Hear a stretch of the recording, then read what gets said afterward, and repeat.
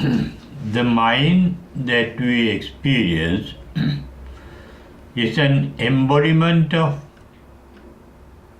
forms called mental images reflecting the physical world in which we live. In fact, we can never experience the real physical world except the reflections of the items in the physical world that get formed in our mind. It is due to the fact that all our physical sense organs supplying our mind with information about the physical world in which we live are not capable of sensing or knowing the entire nature of the physical world.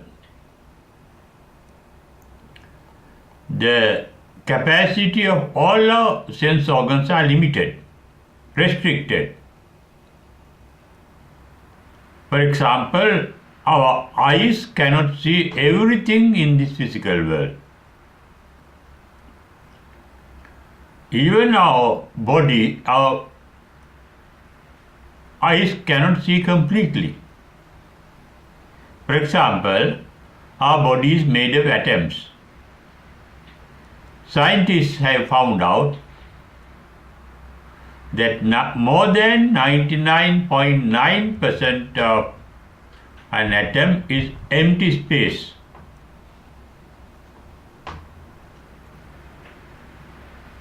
But we don't see that empty space in our physical body.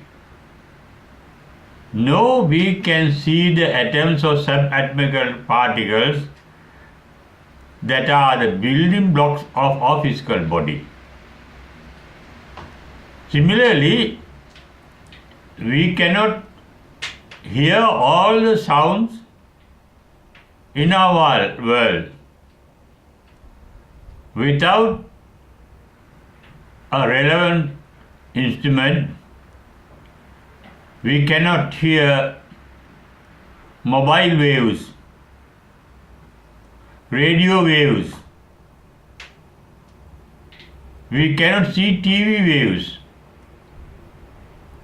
We need the instrument for that particular purpose. This all shows the forms outside is not completely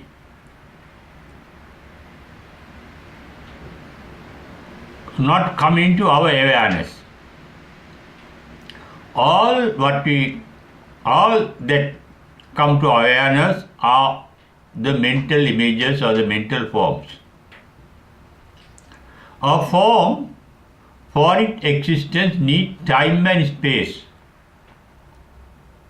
A form may have a length, breadth and height, and it may exist during a certain period of time. Thus, the mental world that we experience is subject to time and space. The Nirvana that is hidden by this world, this imaginary world, this illusory world, is free from time and space. That is why it is referred to as akaliko. Akaliko means timeless. And anantam, spaceless, boundless, free from all boundaries, free from all durations of time, free from the boundaries of space and free from the duration of time. Akaliko and Ananta, In fact, time and space are interrelated. A duration of time required to travel from one end of the length to the other end of the length. One end of the breadth to the other end of the breadth. From one end of the height to the other end of the height. That is the time taken, the duration taken for traveling. Therefore, scientists says we are living in a three-dimensional world. Albert Einstein has added a third dimension called time into this. Now, the scientists have discovered both time and space is temporary. It can last long only as our universe is existing. Scientists say there was no time before the Big Bang in that black hole. There was no time, there was no space. And space and time was created by the Big Bang. The great scientist Stephen Hawking has written a book and published it in 1988. It is named A Short History of Time, from the Big Bang to the Big Crunch. And in that book he explained how the time and space is created by the beginning of the Big Bang of the event that caused for the birth of this universe. Our universe that we call our world is not outside us as we think, but it is inside us. That is why Buddha has declared in the Rohitassa Sutta, the entire world that we experience is within our body, that is about 6 feet, equal 1 fathom. Bhyamatta kalebere panyapepi lokancha. And the beginning of the world is also in that. Loka samudyancha, and the ending of the world, cessation of the world is also within that. Loka niruddhancha, and the technique of the cessation of the world is also within our physical body. What is that world? He referred to the word loka, meaning world, to refer to our mind. And that mind is a world of mental images which are illusions. They are only reflections of the world outside. Now we may see your reflection in a mirror, but that reflection is not the real you. It is only a reflection. Similarly,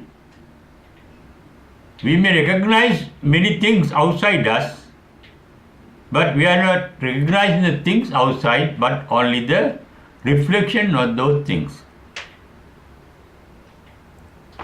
Therefore, in meditation, when we are observing your own mind, you are observing the mental images in the mind.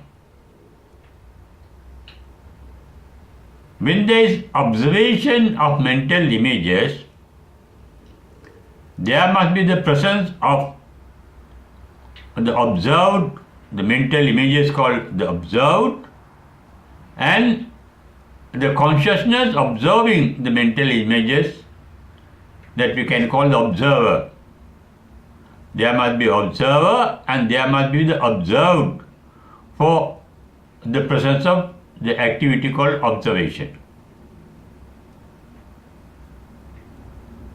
But at the end of this observation of mental images, the Such observation is called the trances or dhyanas, or absorptions are called Rupavachara dhyana. Rupa means form. Being aware of mental forms. In the first 4 stages or in the first 4 trance of meditation. Rupavachara dhyana or Rupavachara samapatti. Thereafter, we reach another stage of formless observation. There is a formless observation of our consciousness and the objects of our consciousness. The 4 observations called, the initial observation called Rupavachara dhyana are repeated the first, second, third and fourth observation. Patama dhyana in Pali, Dutiya dhyana, Tatiya dhyana and Chaturtha dhyana.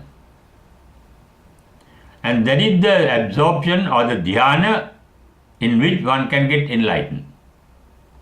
But beyond that, there are 4 more stages of absorption.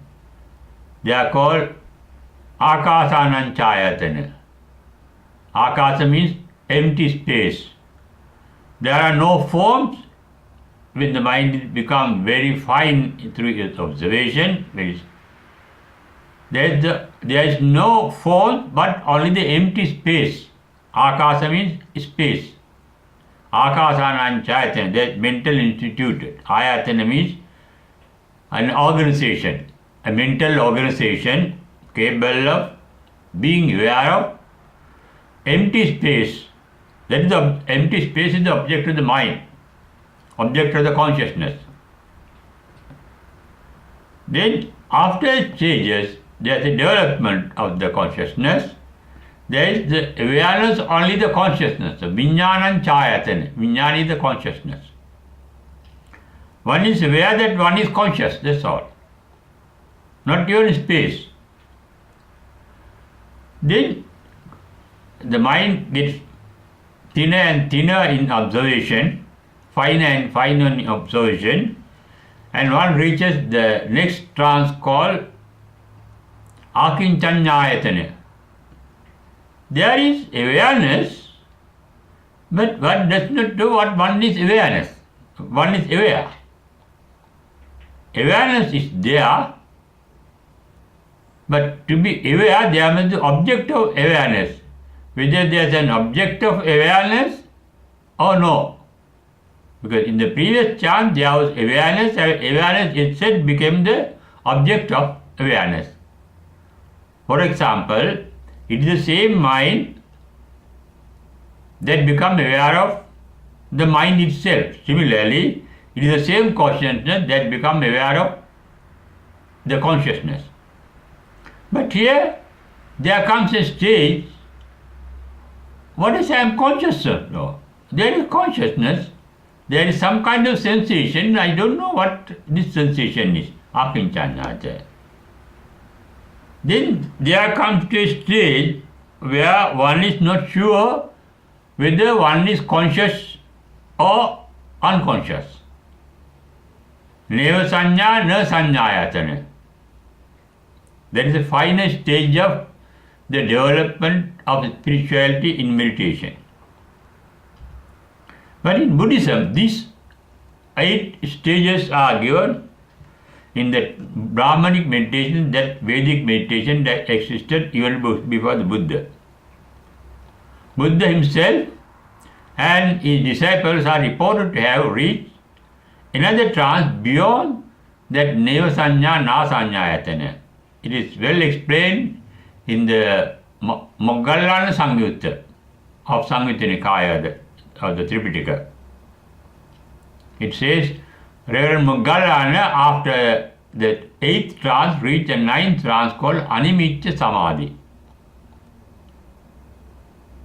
There is absorption without any object, without any form. or without any formlessness, Animitta Samadhi. That is the ninth trance.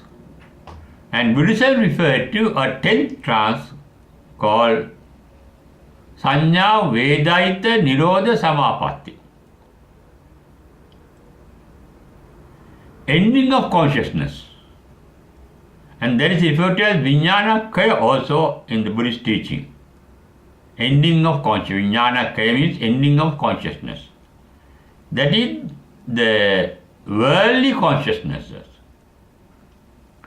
But there is unborn consciousness according to the experience of enlightened ones, according to their teachings or their expressions of their experiences. And that is the basic nature of existence. In fact, the physical scientists have now discovered there is consciousness in every atom in this universe, every atom in every subatomic particle, in everything there is consciousness. They use the word consciousness, but it is not the consciousness that we are aware of. They refer to the ability of every item in the universe to conform to a certain pattern. For example, around the nucleus of an atom, electrons are moving. They are active. And they have the capacity to be active. And they refer to that capacity as the consciousness of the electron. Even in the nucleus, the subatomic particles called protons and neutrons have been found by the scientists to be rotating round themselves. They are also creative, active every moment. They are in motion. Not only those items, now string theory has found out even quarks that go to form protons and neutrons are also vibrating. And vibration of energy is the activity, vibration of universal energy is the main cause of different items in this universe. For example, a proton in the nucleus of an atom is different from a neutron due to the pattern of vibration strings in those two items. That is consciousness. Even our earth is moving round the sun within 365 and quarter day revolution of the earth. But how it is during the revolution, that capacity for revolution to be active, the scientists call is the consciousness of the earth. The earth is not static. It is also rotating round itself. That is why we get day and night. Because it is moving around the sun, we get the seasons. And why and how is the earth rotating and revolving?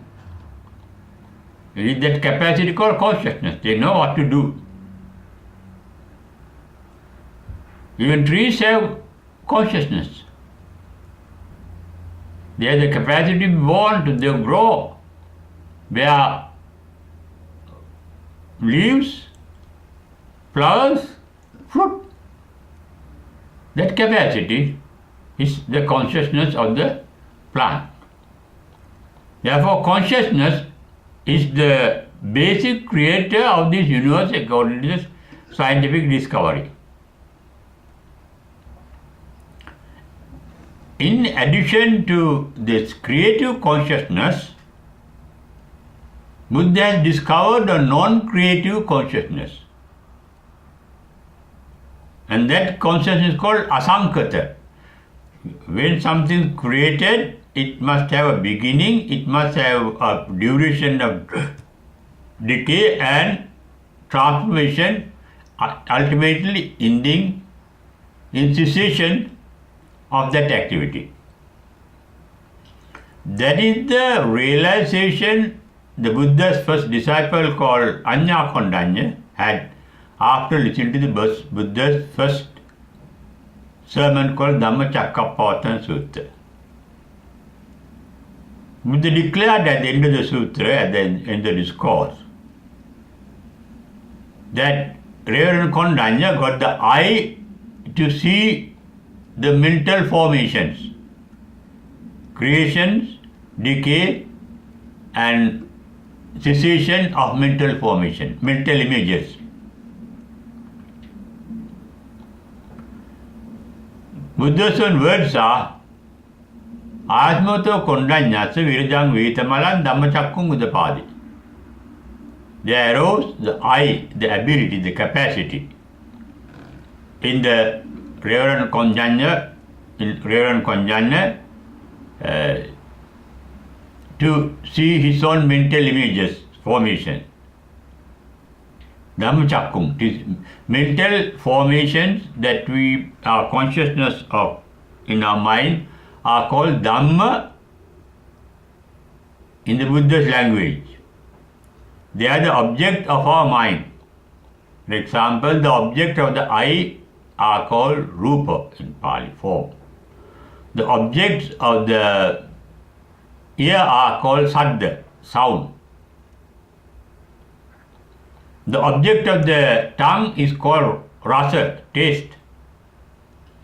The object of the nose are called smell, Gandha. The object of the skin, the body, is called Pottabha, tactile sensation. And object of the mind are called Dhamma. Dhamma are mental forms. Every formation is born to decay and die then and there itself. Nothing is permanent. And the triple nature of all mental forms, because we said at the beginning, we cannot experience the world outside except our own mental images reflecting those physical forms outside us. And those forms are born to decay and die. That is why Buddha said, the first disciple, Reverend Kondanya, got the ability to see that all mental forms are born to decay and die. Yankichi samudaya dhammam sabbantan nirodhammanti. That is the nature of the form. And their triple nature is anicca, dukkata, anattata. Anicca literally means impermanency. That means it is creative, dynamic. That creativity is an ongoing process. Every moment it is creative. That means it is active. Formation of a mental image is such an activity of the formation. There is the activity of the formation, and after the activity there is the activity of the deformation. Jati, jara, jati the birth, jara is the decay. Generation and degeneration, and that is referred to as dukkha. Anicca, dukkata, that nature. And therefore Buddha says nothing can retain a permanent identity, and that nature is called anattata. But beyond this impermanent nature of the mind, there is a permanent nature that is not born, and that is not decaying, and that is not dying. In the Tatya Nibbana Sutta of the Khuddaka Nikaya, Buddha referred to the Nirvana, a formless state. There is no form of Nirvana. For example, all forms that we are aware are created by our mind. But the mind itself is formless. The mind has no form. In the Citta Vagga of the Dhammapada, Buddha says, my mind has asariran. Asariran, no form of its own, no body of its own. The mind has no body, no form. That means it is free from both time and space. To have a form, it must have the three dimensions, length, breadth and height. When there are dimensions for measurement, that measurement takes time. To measure the length, to measure the breadth, to measure the height, it takes at least some duration of time. And that means the original mind is free from time and space. Akaliko means timeless. Anantam means spaceless. Spaceless means no boundary, unbounded by time and space. That is the state that Buddha referred to as Nirvana. It is a formless mind, it is a spaceless mind therefore, and therefore it is a timeless mind. It is called mind, there is consciousness. Scientists now say there is consciousness throughout the universe. Even in the empty space, there is consciousness. Things travel through empty space. Light waves are carried by the empty space. And it allows the light to travel uncontaminated by space. That means the space is contribution for that particular traveling. And the space is a capacity for the light to come from the sun to the earth. And the space facilitates it. That capacity itself is some kind of awareness, some kind of consciousness. But don't mix that with our normal consciousness. Our consciousness is bounded by time and space, but the universal consciousness is not bound by time and space. There is consciousness even in a black hole. There is consciousness in the entire universe. Consciousness is the creator of the universe. He is the sustainer of the universe, and consciousness is the destroyer of the universe. Recognized by ancient Hindus, Brahma, Vishnu, Maheshwara, they identify the creativity of the universe, and every item in the universe has Brahman, Brahma. Personified as Brahma, a god, Brahma. Vishnu, the sustainer. Things exist means they are existing. Once generated, they start degenerating. And Buddha said, Jati, Jara, decay. Birth, decay. And cessation, death. And those are activities. And there is a capacity performing those activities, but they are impersonal. Anicca, dukkha, there is transformation.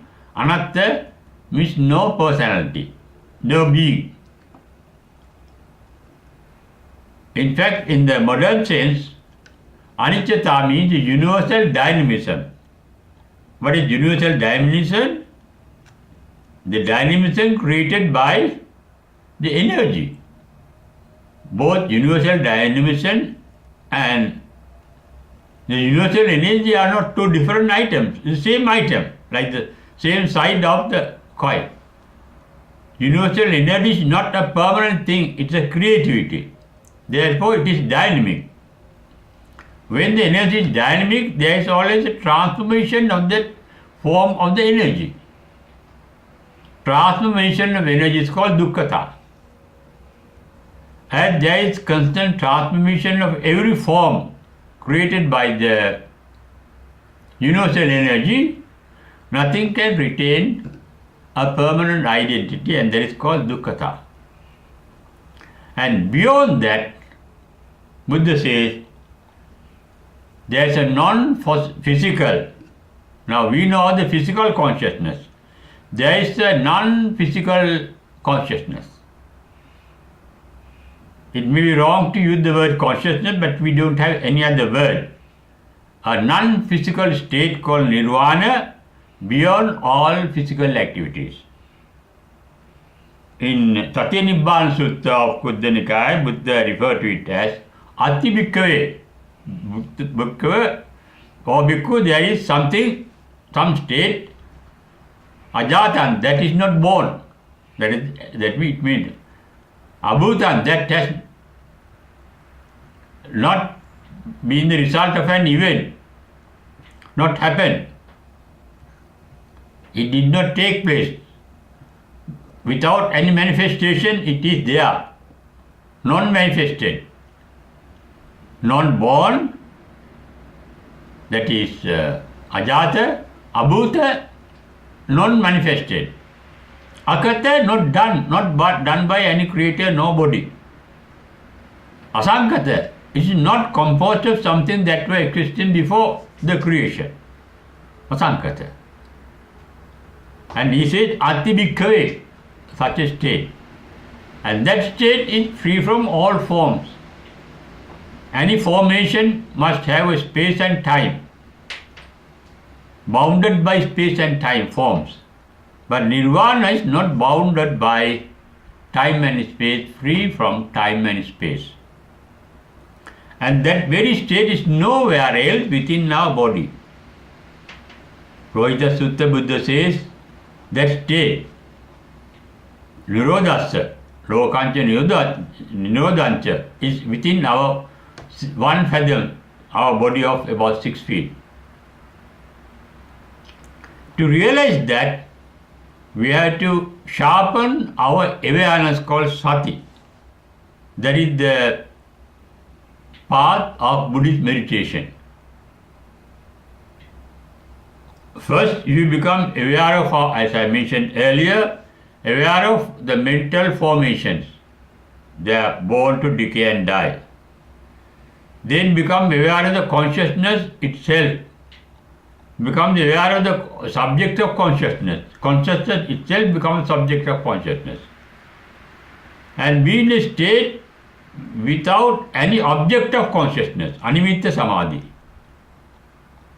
And beyond that, sanya vedaita nirodha samapatti, end of awareness.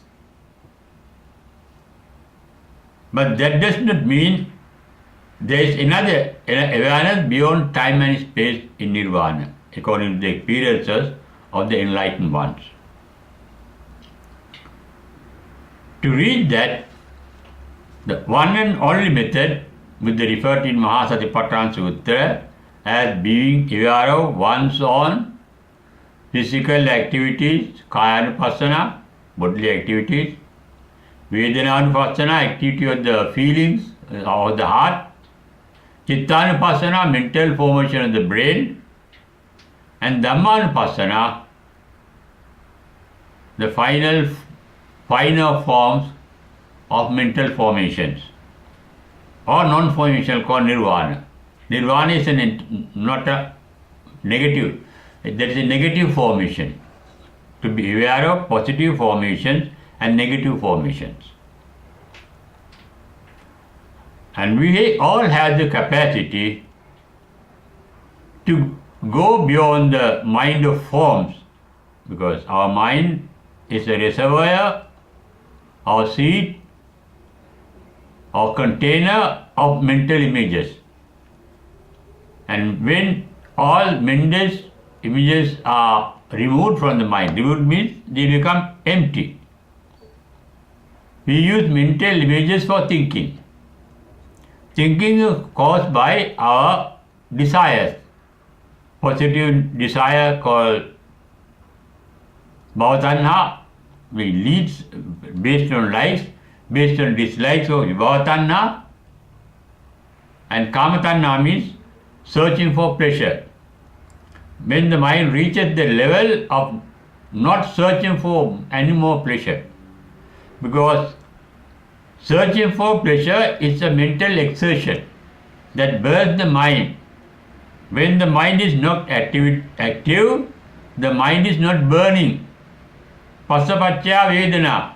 When mind is free from all observation, all objects of mind, not holding on to any object, the mind is free from burning. That is called Nirvana. That is called Nibbanti Dhiraya Atayam Padipo. As a lamp light is blown off, the mind becomes blown off. And what remains, we cannot grasp from our ordinary mind. It is a state beyond our mind. Mind is a seat of forms. Beyond our mind, there are no forms, therefore there is no space and there is no time in that state called Nirvana. And we all have capacity to reach that state and also come back from that state. Tata Gata means one who has gone to that state. Gata means gone. Tata Agata means who have come back from that particular stage. Therefore, Buddha is called Tathagata, that is formed by Tathagata and Tata Agata.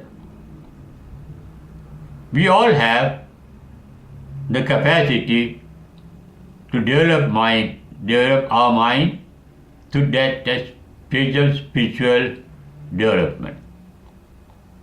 It is an inborn intrinsic capacity in all of us.